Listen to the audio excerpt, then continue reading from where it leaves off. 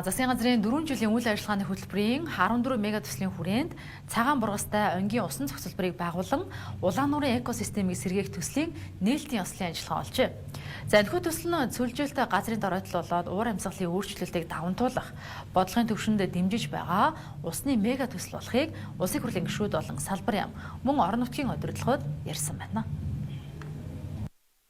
Хүний буруутай үйл ажиллагаа, цөлжилт, байгалийн тэнцвэрт байдал алдагдсан зэрэг олон хүчин төлөвийн нөлөөгөөр Өмнө Говь аймгийн Улаан нуур 1980 онд ширхсэн байдаг. Энэ нуур нь манай улсын 5 аймаг цаашлаад Төв Азийн бүс нутгийн экологийн тэнцвэрт байдалд ач холбогдол өндөртэй нуур юм а. Тус нуурыг сэргээх ганц арга зам нь Өвөр хангай аймгийн Онг голыг сэргээх болоод байна. Иймд Онг голын ихэнд усан зохицолбор барих замаар Онг голын урсацыг тогтмолжуулах улмаар Улаан нуурыг сэргээхээр төлөвлөд байна. Энэ аймагуудын дамжиж байгаа бүх сумдууд бол цэвэр усаар хангагдах ийм асуудлууд бол шийдэгдэж эхэлнэ гэсэн үг.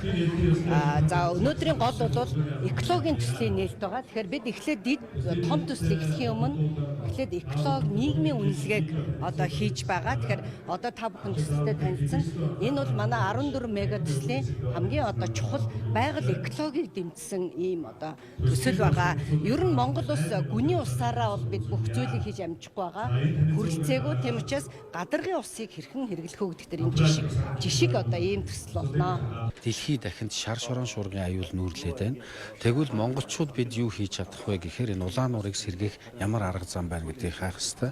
Тэгэхээр аливаа нуурыг сэргээх үндсэн арга бол тэр нуурын сутгал голыг сэргээх тухай асуудал байдаг. Тэгэхээр улаан нуур маань өөрөө хангай нуурны урд өмнөд хэсэгт говийн ихэнд урсдаг гол учраас юуны онг голыг сэргээх тухай асуудлыг бид нар ярихаас улаан нуурыг сэргээснээрээ Монгол улсын хэмжээнд усны нөөцийн жигд хуваарлалтыг бий болгох нийгмийн тэр дундаа экологийн маш чухал төсөлийн энэ төслийг амжилттай хэрэгжүүлж чадсан тохиолдолд бид зөвхөн Монгол улсын говийн юм уу хангайн бүсийн гэж ярихаас илүү Төв Азийн бүс нутагт байж байгаа уур амьсгалын өөрчлөлтийн эсрэг гийсэн сайн жишг болж үлдэх юм аа.